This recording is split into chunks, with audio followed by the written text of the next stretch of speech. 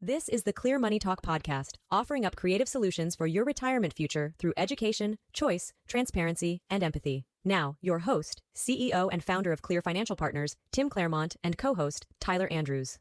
Hello. Welcome to Clear Money Talk. My name is Tim Clairmont, CEO and founder of Clear Financial Partners. As always, I am here with your wondrous co-host, Mr. Tyler Andrews. Thank you, Tim, for the introduction. I'm leaning forward into the mic for some reason. It just feels natural because we repositioned the podcast studio. For those of you who are watching us on YouTube, you can see the microphones are a little further away from our mouths, so for some reason we feel like we need to lean into them, but reality is apparently technology is actually pretty good. It can pick this stuff up without us having to lean. So that's right. We're bringing the energy. Trying to, yes. We felt a little guilty. Last week's energy was a little lighter than our normal, so we're going to try to make up for it by being over the top today. Yes. Yeah. No, a little guilty. Welcome to Clear Money Talk. I have no idea, as always, what the topic of the day is. Tyler's prepped it for us, so you have advance notice on it before I do. Whatever the question of the day is for Clear Money Talk, you obviously saw that when you clicked on this particular podcast. So let's find out. What am I going to be talking about today, Tyler? Okay, we'll just dive right into it in that case. You got something else you want to say first? So go for it. No. I mean, let's dive in. All right, go for it. Will the 2025 tax law sunset cost you more than you think?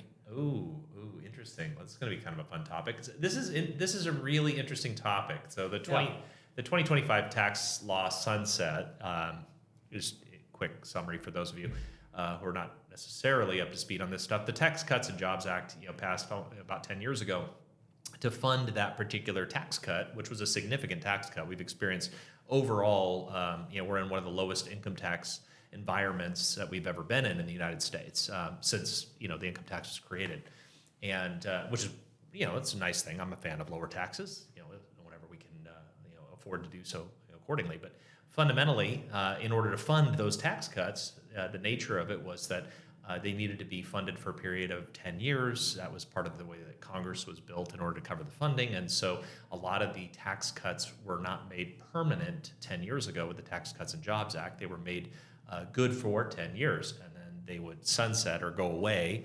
And the old tax regime that existed 11 years ago would come back into place, which is set to happen on January 1st of 2026 if we allow that Tax Cuts and Jobs Act to sunset, hence the term sunset. However, there are definitely a lot of bills that are being reviewed right now in Congress by our current administration that are designed to shrink, eliminate, alter the impact of that sunset, and all of that is very much in flux at this particular point in time. So I don't know that I'll be able to speak much to the impact of what's going to happen with the change, since there are a lot of changes that are going to occur over the next few months. I think we'll have a lot more clarity by November as to what's likely to occur from a sunset standpoint. Will we see a lot of the tax cuts made permanent? Will we see some of the other aspects of that adjust? Those are all questions that will be answered, I think, for us in the next 6 to 8 months. But for now, if Congress does nothing and they don't get their act together to publish or to approve some kind of legislative movement that's going to ultimately extend some of these tax cuts, then by default, the Tax Cuts and Jobs Act will sunset, and we're going to end up with some significantly higher tax experiences in 2026 that'll be more similar to what we experienced 11 years ago. And that's just kind of the nature of things. And that's just a little bit of a background, but why don't we go into the specifics of the question? And that's helpful. Yeah. I mean, the specific of will it cost you more than you think, I think is the nature of the topic today. So I think to answer that, talking about some of the major impacts of it if it does sunset at the end of this year, what that might look like for people listening to the podcast. Yeah. That makes sense. In a nutshell, I think taxes go up because brackets go down. We end up with, it's funny, so we're in a progressive income tax structure in the United States. For those of you that are familiar with that, I apologize for the recap, but for those of you that are unfamiliar with that, it's probably worth explaining what that means. Yeah. What that means is that the more money you make, the more taxable income you have, the higher the percentages that you owe for taxes. So they call these segments, when you jump into a new higher percentage, tax brackets. So that first tax bracket starts with essentially you owing nothing, and that's that 0% bracket. Then you get into like a 12% tax bracket. Then you get to a 22% tax bracket, then a 24% bracket. All of these brackets are based on the Tax Cuts and Jobs Act. Prior to the Tax Cuts and Jobs Act, those brackets were lower, as Tyler was just saying. So they hit you at a lower income level. You start to have to pay higher percentages at a lower income level. And the percentages themselves were also higher. You had to pay a higher percentage than you currently have to pay. So those are two of the major changes that would definitely, if not adjusted, result in a higher tax consequence for you this next year, more than likely. The other thing, though, that's huge for the majority of people, you might remember, 11, 12 years ago, the vast majority of people were actually itemizing their tax deductions. Yep. And Schedule A is basically this additional supplemental form for your tax return. Your tax return's on a Form 1040, and that supplement was very commonly used. Probably 80% of tax filers were filing that Schedule A. Don't quote me on that. Maybe it was a lesser amount, but I will say that I think I heard somewhere along the lines of maybe it was 80% of those who were filing a Schedule A didn't need to file it after the Tax Cuts and Jobs Act. That's probably more likely the case. Yep. The reason for that was the standard deduction. The standard deduction is sort of this automatic amount that you don't have to pay taxes on just for being alive in the United States. And that standard deduction was much, much lower 11 years ago than it was after the Tax Cuts and Jobs Act. Because they increased the standard deduction that everybody gets to write off anyway just for being alive, the effect is when you itemize your deductions, you only get to take the greater of the two, either the standard deduction or the itemized deductions. When the standard deduction went up, as it did, it was greater than a lot of filers' itemized deductions. So the itemized deductions essentially became useless and weren't really moving the needle at all on a lot of taxpayers' tax returns. And then consequently, everybody was just taking the standard deduction. So if that standard deduction drops in 2026, if this sunsets, one of the biggest things you'll see is people will start itemizing again. And that means that if they were previously not itemizing, then that means their itemized deduction number was lower than their standard deduction amount. So whatever that differential is, they're going to be paying taxes on that, which is to the heart of the question. Are you going to have some surprise tax consequences? And the answer is absolutely. I think highly likely. I can't say absolutely. I want to say absolutely, but in reality, I'm sure there are a handful of people that may not experience a significant difference, and they just happen to be in the right categories as far as that situation goes, so that it works out. But I do think there's a high probability, better than 80% chance, that we'll see some kind of tax reform come through Congress this year. And if that's the case, we probably won't see a full sunset experience of the Tax Cuts and Jobs Act. We'll see some things made permanent, some things change, probably some new tax cuts get implemented. A lot of those things will be juggled around over the next 6 to 8 months. Yeah. But if, on the other hand, Congress can't get something through and we end up seeing that Tax Cuts and Jobs Act sunset, these are some of the just quick insights that the majority of tax filing Americans are going to experience. Yeah. There's a lot of other extreme circumstances that are going to affect more specific groups of tax filing Americans if the Tax Cuts and Jobs Act sunsets as well. Yeah. That's well said. Anyways, a lot of stuff. Sorry, I'm nerding out on taxes. You guys asked me about taxes. You I knew teed this you was up. coming. I teed you up. Tim's a tax nerd, so okay, all right. What's one of the other major things that's going to sunset? The state tax, correct? Which one? The state tax. The state taxes. That's correct. So yes, that'll be like cut in half.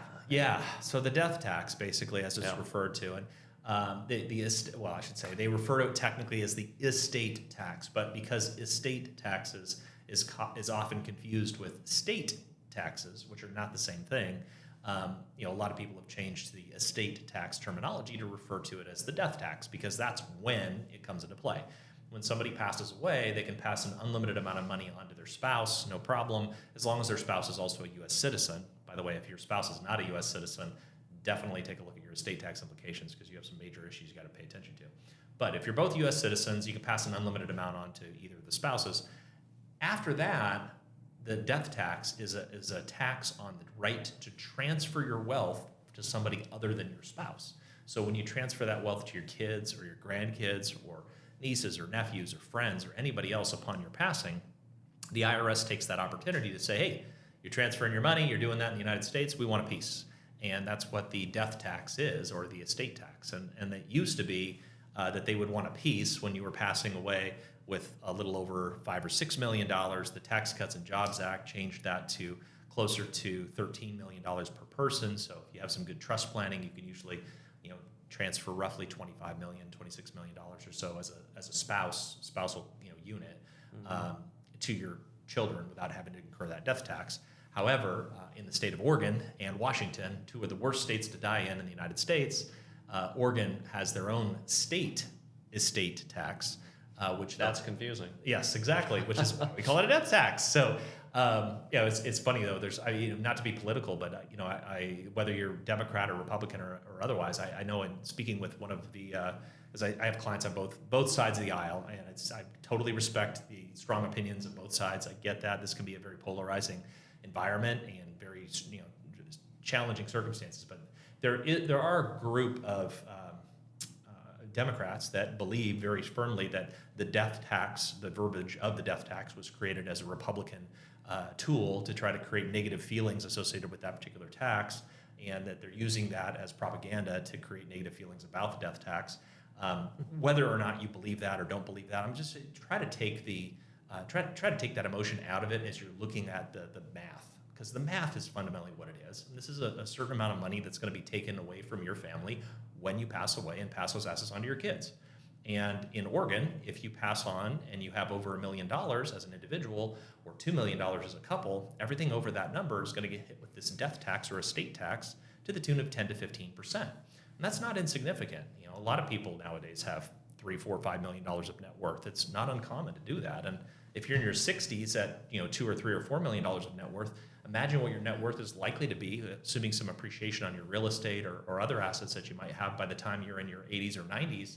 It's very possible you could have $10 million of net worth, and even though it doesn't purchase the same amount of stuff that $10 million would purchase today thanks to inflation, they haven't changed that $1 million threshold in the state of Oregon for decades. It's not adjusted to cost of living. It's not adjusted to inflation. It's a nominal $1 million line, and if your wealth in nominal numbers increases, even though real numbers it doesn't, because it's not necessarily keeping up with inflation, your tax bill is going to increase significantly if Oregon doesn't make a change in this respect. Washington's similar, $2 million per person, so about $4 million per couple, pretty close to that.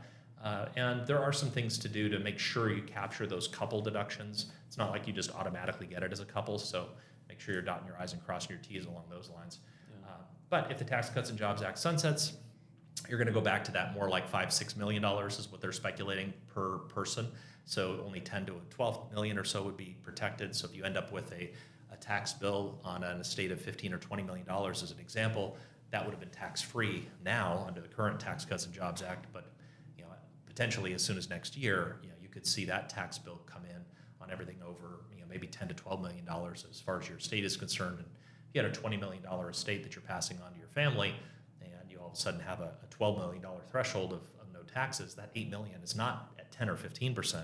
When it goes into the federal brackets, it jumps up really quickly to like 55%. So, if you have a $20 million estate and a $12 million exclusion, $8 million, 55%, you're talking a $4 million tax bill that some good estate tax planning might significantly alter. So you want to ask the question of, am I going to be negatively surprised by the sunsetting of the Tax Cuts and Jobs Act? Well, yeah, you could be. If your net worth is right around $20 million and you pass away, and previously you wouldn't have had any tax consequences, and now all of a sudden your kids have to write a check for an extra $4 million to the IRS. That's not a fun, positive surprise. No, that's not. What we call a negative surprise. Yeah. So. Yeah, when you all that's great information, Tim. Sure. Thank Sorry, you for, nerding out again. No, yep, it's good. Thank you. I think the listeners appreciate that. Well, maybe the listeners will appreciate this as well. Go for it. When you were talking about the Oregon estate tax of 1 million threshold, and they haven't indexed that for inflation in a long time, that makes me think of the game shows like Survivor that are still paying out the $1 million prize. They've been paying out since like 2002. Yeah. That's right. That's wrong. Yeah, I could. Jeff Forbes. It's Jeff Forbes. Yeah, that's right. That's right. If you're listening, you need to rally for the winner. To Come on, where's the at least the like inflation 2 adjustment? nowadays. I get it. Look, at the end of the day, Survivor, you're getting away with paying less money because it is less money to you. $1 million, this doesn't buy what it used to buy. And frankly, there is an element of pride that comes from being on the show. I would love to go on the show, and I don't really care about the $1 million. I would love to go on the show just to try to win the show. And good on you for creating an environment where people are willing to do that and go through that experience. But yeah, an inflation adjustment probably would be a good idea. I agree with Tyler's comment there. Yep. So back to the topic of the podcast, talking about the sunsetting of the Tax Cuts and Jobs Act. Tim, we've talked a lot about the impact if it does sunset indeed, and what that might look like to people and who it might affect, potentially high income earners, people with high net worth, things like that. What are maybe some things we can talk about that the listeners and people can do to be proactive about this, to try to minimize the impact on them? You know, it's especially when it comes to planning, we always try to be as proactive as we can, opposed to reactive. And usually, the longer the runway you have, the better the opportunity to actually make some impactful changes. But we're dealing with a shorter runway right now. Yeah. Maybe we riffed a little bit about what could be done to lessen the burden. Yeah, no, that's fair. And regardless of whether or not the Tax Cuts and Jobs Act sunsets and we end up with a $5 to $6 million threshold for estate taxes, or it gets, continues in some kind of other capacity where we have estate taxes at a much higher level. Again, Oregon's estate tax or death tax is not on the docket for being changed. It's going to be there for everything over $1 million at this point. It doesn't seem likely that the state of Oregon is going to alter that in any kind of a favorable way anytime soon. Washington's probably similar, so I don't see either of those states changing. So even if a federal estate tax moves in such a way that it is no longer an issue, if you happen to be in Oregon and Washington, you're still going to be dealing with these estate taxes or death taxes, and there are some smart strategies that people have been using for decades to try to legally decrease the taxable amount of their estate. For example, there's no gift tax in the state of Oregon, so you can gift as much as you want. It's just when you pass away and then pass the assets on in death.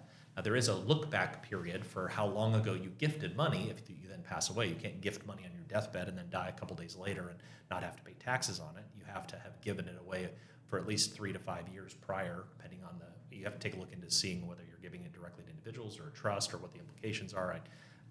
Anyway, double check that. I'm not an attorney, can't give you legal advice, not an accountant, can't give you tax advice, but I am just explaining some of the general tax planning things that we give consideration to when we work together with accountants or attorneys.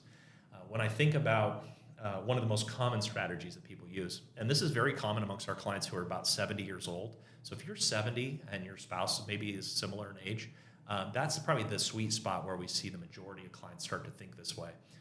You might have gotten to the point where you're like, wow, I have enjoyed my 60s, I've been retired, I've got all this income coming in, I've got this net worth in my house, maybe I have real estate in other capacities or other investment assets, retirement accounts, things like that, and you're realizing you're probably not going to spend it all. Every asset you have is either a live on or leave on asset. And as you transition and realize you're probably going to leave on a lot more than you initially intended, that's the part that's going to get hit with taxes. And all of your money when you pass away is going to go to one of 3 entities. It'll either go to your heirs, whom most people want it to go to, or it'll go to charity. Most people are okay with it going there too, or maybe even want that as their primary, or it's going to go to the IRS and Oregon Department of Revenue, which most people are not particularly fans of the majority of their money going there. Not to say you can't. You can give money to them. They'll take it, by the way. They're happy to take it. You can write them a check and say, hey, it's just because.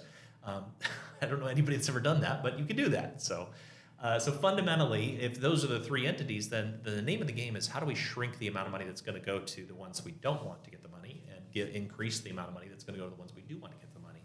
And what you can consider is something called an irrevocable life insurance trust. You can actually have an irrevocable trust that is outside of your estate, so it's not subject to estate or death taxes.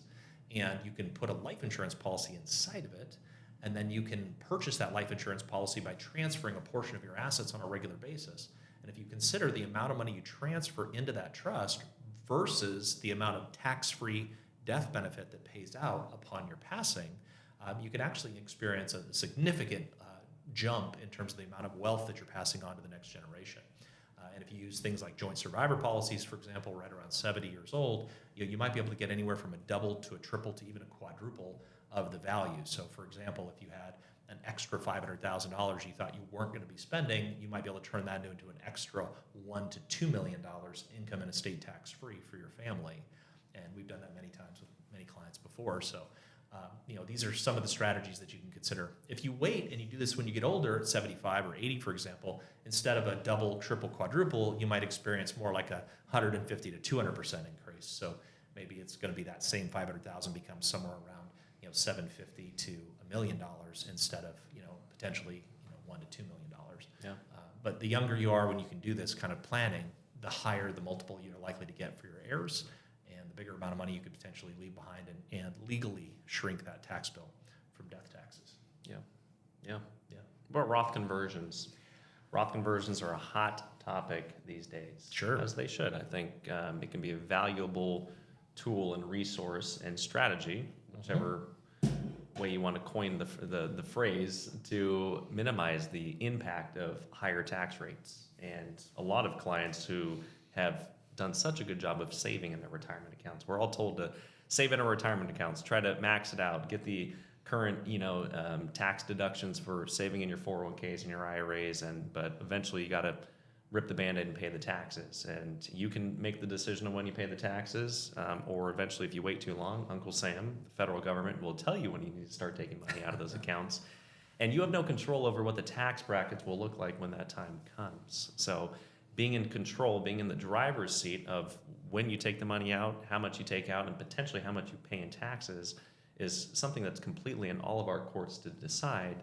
And right now, a lot of people are deciding to maybe accelerate some of those distributions from those types of taxable retirement accounts while we're in some of these lower tax brackets.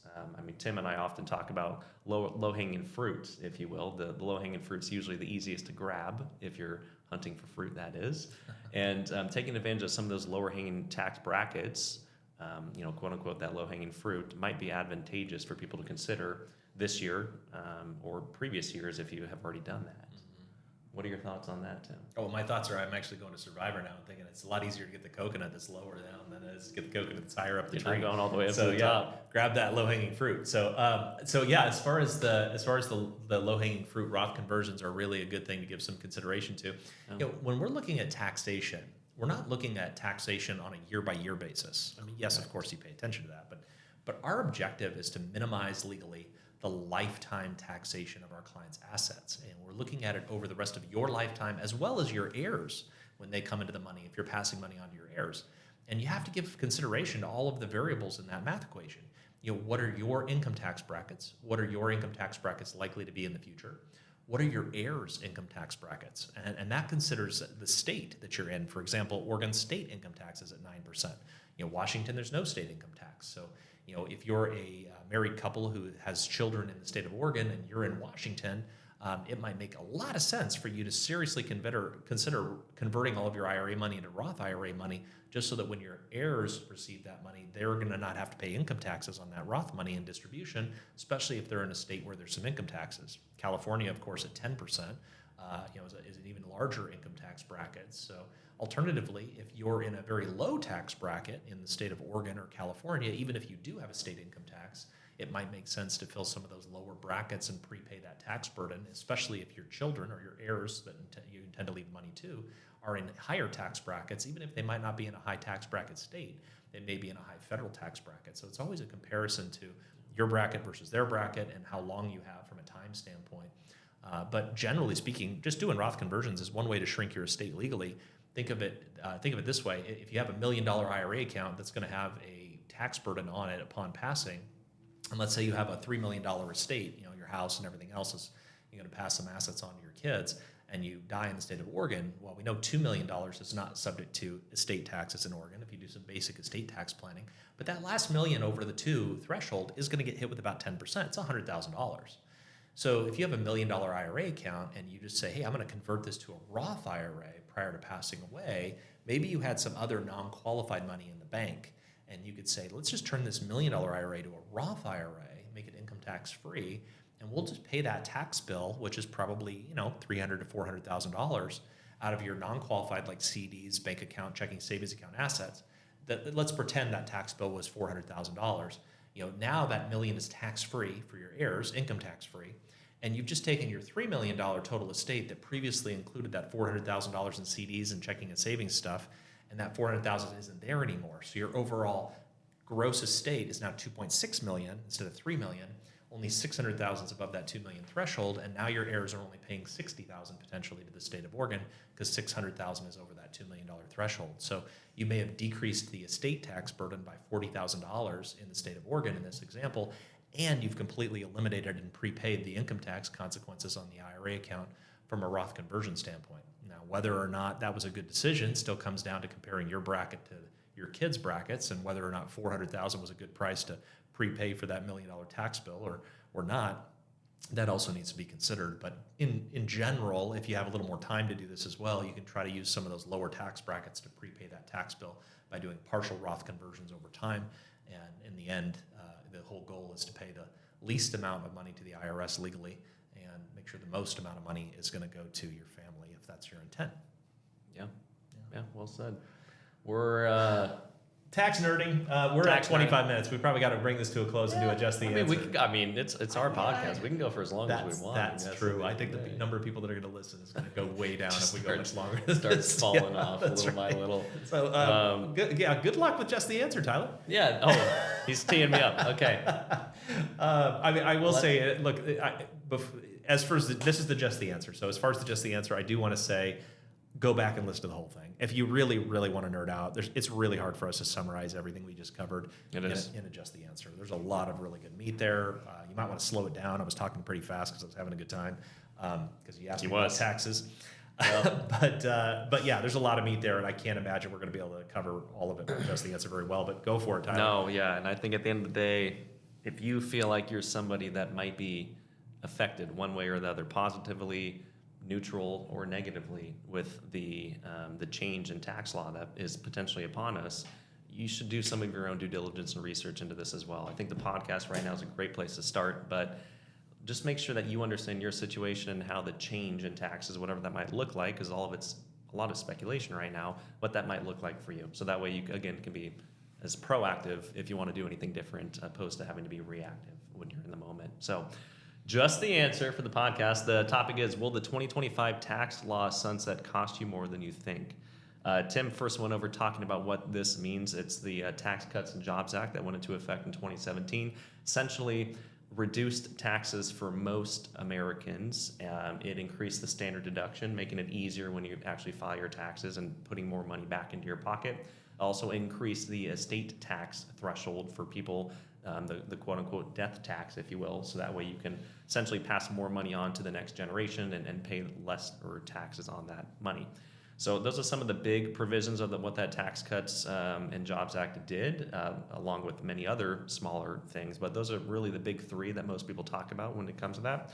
So we talked about really who that's going to hit the most. A lot of middle to high income earning families here, people that are in retirement drawing assets out of qualified retirement accounts. A lot of people that maybe are higher net worth, and they're going to end up owing more money potentially when they do pass away. So we talked about some of those provisions. Tim, I'm coming to a close on what else we talked about. Because we talked about so many things. We did. We covered so much ground. I mean, ultimately, the standard deductions are likely to go down, which means you're going to owe more taxes. The tax brackets are going to be lower, but you're going to have higher percentages. You're going to end up owing more taxes there. Mm-hmm. The estate taxes threshold is going to drop, which means if you have an estate that wasn't taxable prior, now it might become taxable, which could cost lots and lots of money there.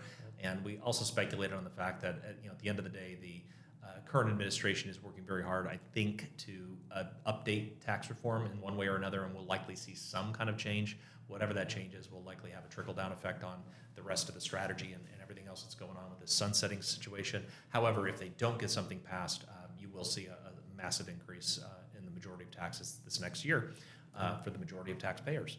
Yep, and we talked about some proactive things that can be done. Talked about life insurance can be a great resource to use for passing more tax-free money on to the next generation. Talked about gifting and estate planning strategies to try to minimize the overall size of your estate, or at least from a visibility and a taxable impact eventually. We talked about Roth conversions, which a lot of people are giving consideration to these days, while some of the quote-unquote lower-hanging fruit, lower tax brackets still exist. And every situation is going to be so unique. So the strategies that might make sense for you might not make sense for the next person. So look at your situation, understand it, and if there's anything you want to do, give consideration to it. It's June right now. You got about 7 months left. So, yep, good luck. By the time you hear this, it's probably going to be July. You got about 6 months left. That's right. So, all right. Well, let's bring it to a close. Let's move on from just the answer, and as always, we like to finish with trivia. Guy, what do we stump the nerd? Stump the nerd. Stump the nerd time. What are you gonna get me with? All right. Which animal can't jump? Which animal can't jump? Yep. So your choice is elephant, Option B is hippopotamus. Okay. Option C is a rhinoceros. Okay. Option D is a giraffe. And I believe giraffe is the scientific term. Oh. Well, so I have to choose one of those four. So Yeah. I can't, because it's not like I can like pick something like a fish or something. Because technically you can leap out of the water, but is that really jumping? I don't know. That's a whole other thing. It's jumping. Okay, so be it. All right, so giraffe, hippo, rhino, or elephant. Giraffe, hippo, rhino, or elephant. Which one can't jump? I think I can imagine a giraffe jumping. I could see that happening. I think the rhino going fast enough, like maybe. Hippos are so large. Huge. I don't know if I can envision one jumping. An elephant, I think I could see an elephant standing on, with circus elephants kind of stuff, standing on the side. Maybe an elephant. I'm going to go with the hippo. It's a guess, but that's my speculation. All right. Elephant. Elephants can't jump. Oh, elephants So can't elephants jump. are the only land animals that can't jump. They're simply too heavy and their legs aren't built for it. All right. Well, if you have seen a hippo jump, please let me know. I'm going to call An audible challenge on this one and say I want to see a hippo jump to make sure frankly. that's legit. So, but I'll take it. I'll take it. Stump the Nerd has stumped me yet again. So. But we're all a little bit smarter because of it. That's right. We are. No, elephants can't jump. So that's probably not a very good movie title. So, but No. Yeah. Yeah, It is I've what heard it like is. when elephants can fly. Like, Yeah. Not jump. Yeah. Yeah. It's like the proverbial elephant tied to the picnic chair or whatever. You raise it as a baby tied to something so it thinks it can't move, and then when it gets older, it's still tied to the same little chair, but it feels like it's stuck. Oh, yeah. Because it's like built up the. I see where you're going with that concept. Yeah. Because you convince it to be trapped, even though it's not. I don't want us to belabor this, but I cannot get that song out of my head. There's this stupid song from Dumbo. It's like when you think of the Dumbo, the wild, the flying elephant. It's like, I be done singing about everything when I see an elephant fly. Okay. Which is like it's such a good song. Anyway, great song, and now it's gonna be stuck in my head all day long. Now we're gonna make you bring your guitar to the next podcast. We'll see. Anyway, thank you so much for joining us on Clear Money Talk. Have a wonderful rest of your day, your evening, your morning, whatever time you choose to tune in. And thanks for joining us today. Talk to you next time. See you. Tim Clairmont and Tyler Andrews are investment advisor representatives offering securities and advisory services through Cetere Wealth Services, LLC, member FINRA SIPC. Advisory services offered through Cetere Investment Advisors, LLC, a registered investment advisor. Cetere is under separate ownership from any other named entity. The views depicted in this material are for information purposes only and are not necessarily those of Cetere Wealth Services, LLC. They should not be considered specific advice or recommendations for any individual. Cetere Wealth Services, LLC exclusively provides investment products and services through its representatives. Although Cetere does not provide tax or legal advice or supervise tax, accounting, or legal services, Cetere representatives may offer these services through their independent outside business. This information is not intended as tax or legal advice. All investing involves risk, including the possible loss of principal. There is no assurance that any investment strategy will be successful. Examples referenced are hypothetical only and do not represent the actual performance of any particular investments. Converting from a traditional IRA to a Roth IRA is a taxable event. A Roth IRA offers tax-free withdrawals on taxable contributions. To qualify for the tax-free and penalty-free withdrawal or earnings, a Roth IRA must be in place for at least 5 tax years, and the distribution must take place after age 59 and a half or due to death, disability, or a first-time home purchase up to a $10,000 lifetime maximum. Depending on state law, Roth IRA distributions may be subject to state taxes. Distributions from traditional IRAs and employer-sponsored retirement plans are taxed as ordinary income and, if taken prior to reaching age 59 and a half, may be subject to an additional 10% IRS tax penalty. Investors should consider the investment objectives, risks and charges, and expenses of mutual funds and ETFs carefully before investing. The prospectus, which contains this and other information about the funds and ETFs, can be obtained directly from the company or from your financial professional. The prospectus should be read carefully before investing or sending money. A diversified portfolio does not assure a profit or protect against loss in a declining market. Dollar cost averaging will not guarantee a profit or protect you from loss, but may reduce your average cost per share in a fluctuating market. Investors cannot invest directly in indexes. The performance of any index is not indicative of the performance of any investment and does not take into account the effects of inflation and the fees and expenses associated with investing. Although it is possible to have guaranteed income for life with a fixed annuity, there is no assurance that this income will keep up with inflation. There is a surrender charge imposed generally during the first 5 to 7 years or during the rate guarantee period. There is a surrender charge imposed generally during the first 5 to 7 years that you own the contract. Withdrawals prior to age 59.5 may result in a 10% IRS tax penalty, in addition to any ordinary income tax. The guarantee of the annuity is backed by the financial strength of the underlying insurance company. Investment subaccount values will fluctuate with changes in market conditions. An investment in a variable annuity involves investment risk, including possible loss of principal. Variable annuities are designed for long-term investing. The contract, when redeemed, may be worth more or less than the total amount invested. Variable annuities are subject to insurance-related charges, including mortality and expense charges, administrative fees, and the expenses associated with the underlying subaccounts. Investors should consider the investment objectives, risks, and charges and expenses of the variable annuity carefully before investing. The prospectus contains this and other information about the variable annuity. Contact Clear Financial Partners at info@clearfp.com or 503-579-1000 to obtain a prospectus, which should be read carefully before investing or sending money. The cost and availability of life insurance depend on factors such as age, health, and the type and amount of insurance purchased. Before implementing a strategy involving life insurance, it would be prudent to make sure that you are insurable by having the policy approved. As with most financial decisions, there are expenses associated with the purchase of life insurance. Policies commonly have mortality and expense charges. In addition, if a policy is surrendered prematurely, there may be surrender charges and income tax implications. The target date of a target date fund may be a useful starting point in selecting a fund, but investors should not rely solely on the date when choosing a fund or deciding to remain invested in one. Investors should consider funds' asset allocation over the whole life of the fund. Often, target date funds invest in other mutual funds, and fees may be charged by both the target date fund and the underlying mutual funds. The principal value of these funds is not guaranteed at any time, including at the target date. Clear Financial Partners is located at 15573 Bangy Road, Suite 100, Lake Oswego, Oregon 97035. For more information, please call us at 503-579-1000.